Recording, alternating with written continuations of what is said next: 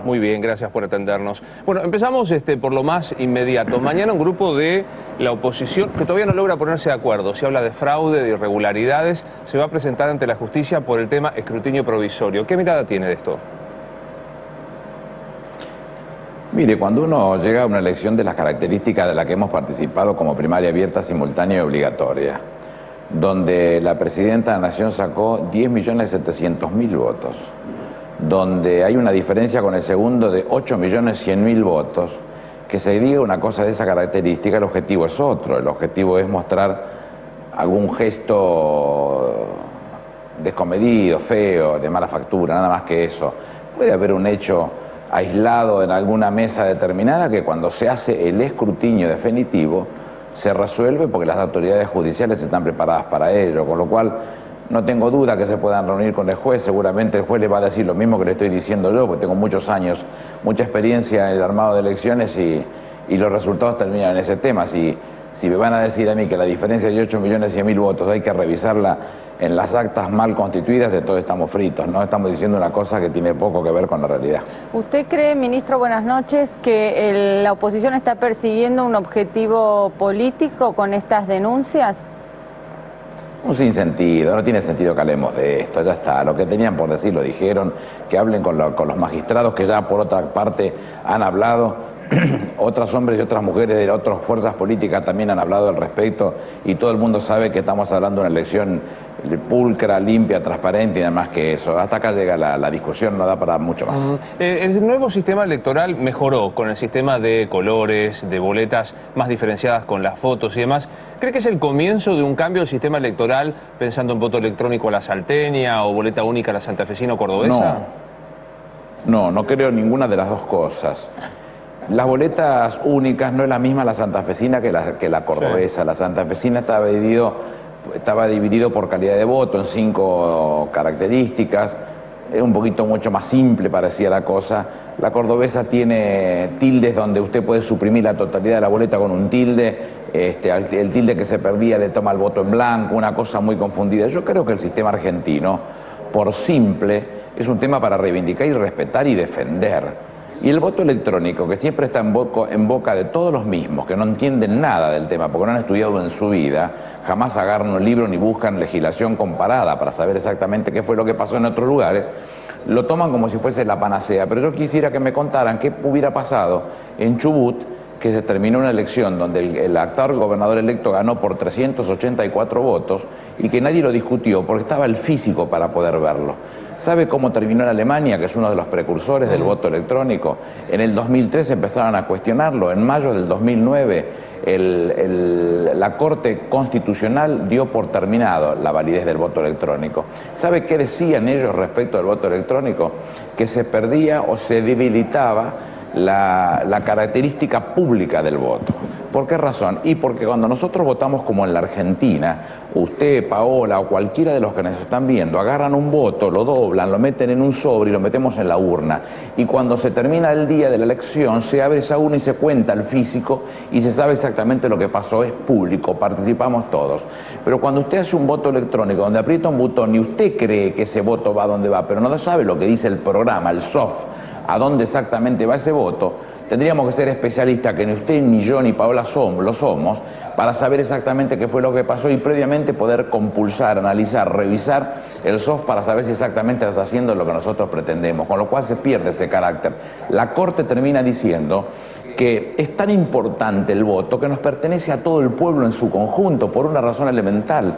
Lo que uno está haciendo con el día de la elección es transfiriendo, delegando el poder del Estado a la representación popular. Usted no puede dejar que eso sea degradado, disminuido, menoscabado por el apuro de algunos dirigentes que quiere saber cómo fue el resultado, por ahorrarse 2 o 3 trabajadores que son los que tienen que terminar haciendo el recuento de votos, por cosas nimias donde estamos rompiendo o degradando o achicando o disminuyendo lo que significa ese carácter público de las elecciones, con lo cual comparto, ¿no?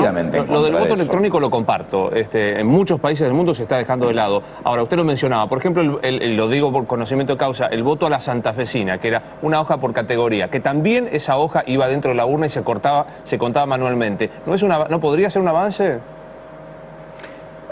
es para estudiarlo muy bien. A mí no me satisface. Me parece que el formato que sigue teniendo hoy con las propuestas que la propia presidenta se tomó el trabajo de llevar adelante, cambiar el papel, ponerle colores, poner las fotos de los candidatos, porque en definitiva la mejor forma, para mi madre que tiene 82 años, uno normalmente le daba la boleta para que se la llevara en el bolsillo y no se equivocara, no tuviera que ponerse a una complicación. Hoy va al cuarto oscuro, la mira y sabe quién es a quien tiene que votar, al que le guste ella, no al que uno quiera hacerlo. Lo sabe y lo mira, es muy simple comprenderlo. Entonces estamos hablando de cosas que son mucho más fáciles del acceso, mucho más fáciles de comprender. Si en la lista hay alguien que a usted no le gusta, la puede cortar y lo saca directamente, o pone la de otro partido porque le llama más la atención. Pero esto de lo que se creen que ofrecerle a la ciudadanía una improvisación, porque se supone que es lo mejor que hay en términos de modernización, lo que estamos consiguiendo es degradar un sistema que hoy es absolutamente cierto,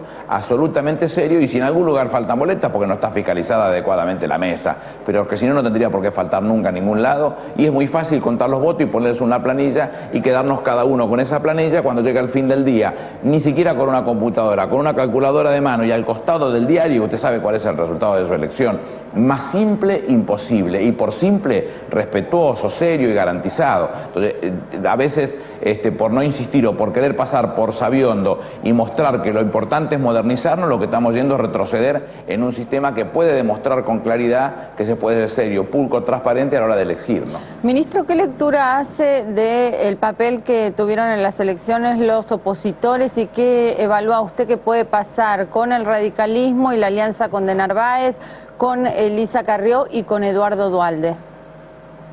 Pero no es un tema mío eso. Yo quisiera que me exima de dar una explicación de esa característica.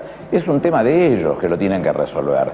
Nosotros siempre dijimos que no había mejor campaña para la presidenta de la Nación y en definitiva para nuestro proyecto político que la propia gestión. Nos hemos ocupado de hacer gestión más que de hacer actos públicos. La presidenta de un solo acto público en el Ateneo cuando presentó los candidatos, con lo cual no es nuestra vocación esa. ¿Cómo yo voy a estar cuestionando o diciendo qué me gusta o qué no me gusta de la oposición si en definitiva son ellos los que tienen que ver cuál es la mejor oferta electoral que tienen para exhibirle a la sociedad y que la sociedad entienda que tienen la razón a la hora de expresárselo? Yo no tengo por qué presentarlo, no me parece que sea saludable y sigo creyendo que la mejor campaña para la presidenta de la Nación es la gestión y abono a eso, trabajar para seguir haciendo campaña. Corro el riesgo de que me diga lo mismo que le decía Paola, no voy a opinar de lo que hace la oposición, pero como el ministro, uno de los más políticos, de hecho exministro Interior, ahora en la jefatura de gabinete, ¿cómo leyó esa propuesta de Federico Pinedo de bajen varias candidaturas y concentren en la oposición en solo una?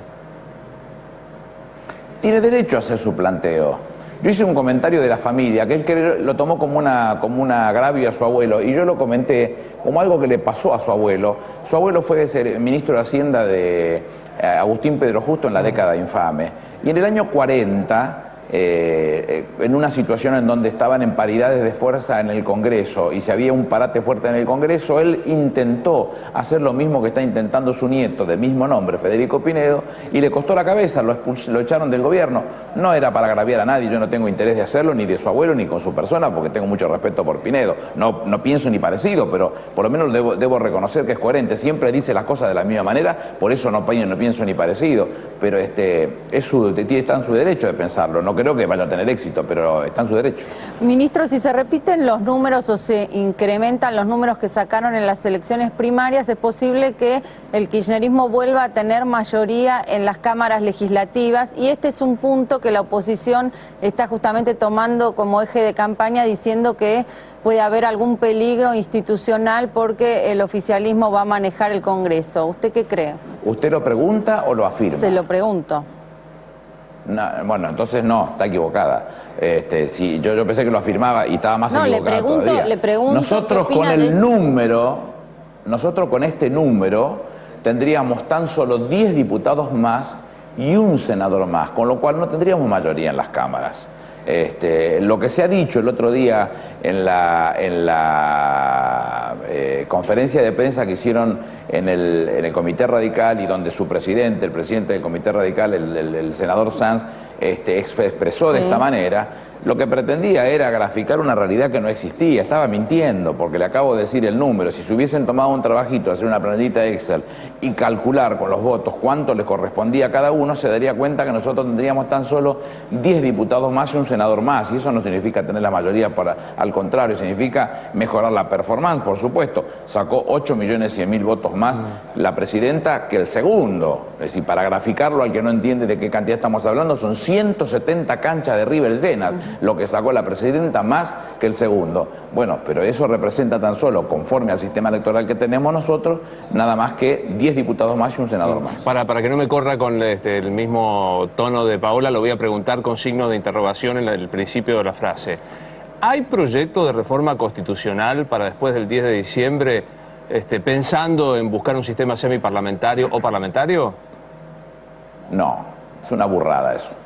Hay una nota en el diario de la Nación de hace un año y medio, 2 años, donde uno de los candidatos a presidente, que siempre se exhibe como un conocedor de las cosas, pero la mayoría de las veces queda pagando porque lo que dice se lo cuentan mal y dice una burrada tras de otra y da vergüenza ajena, que logró conseguir una reunión con Giovanni Sartori en Italia, uno de los politólogos más importantes del mundo.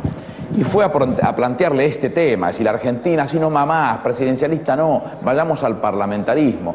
Y Sartori lo sacó a los bolsazos, porque le terminó diciendo que hacía 20 años a él le habían pedido un trabajo para Brasil en este término, y que él se había opuesto terminantemente, porque no tenemos cultura para hacer eso. Eso es lo que decía Sartori. Y el ejemplo gráfico que ponía, él decía que en Gran Bretaña, por ejemplo, en el día de hoy hay una reunión, se reúnen las cámaras, y si la mayoría tiene 2 diputados que estuvieran con gripe, el líder de la mayoría llama al líder de la minoría para prevenirlo de tal situación y el líder de la minoría le saca 2 diputados para que la radiación de fuerza no se pierda nunca. Eso no lo tenemos ni lo tendremos nunca. Entonces le decía decididamente, olvídese de ese tema. Entonces, como el candidato no se quedó conforme con que lo sacaran a los bolsazos con su brillante idea de pasar al parlamentarismo, le terminó diciendo, bueno, ¿y qué hacemos con un gobierno entonces que no representa la realidad popular? Y le dice entonces Sartori, ¿y usted qué quiere hacer? Sacarlo, déjelo terminar de gobernar y cuando vayan a votar, deje que la gente vote y decida por sí. Bueno, tenía razón Sartori, la gente no piensa como el candidato.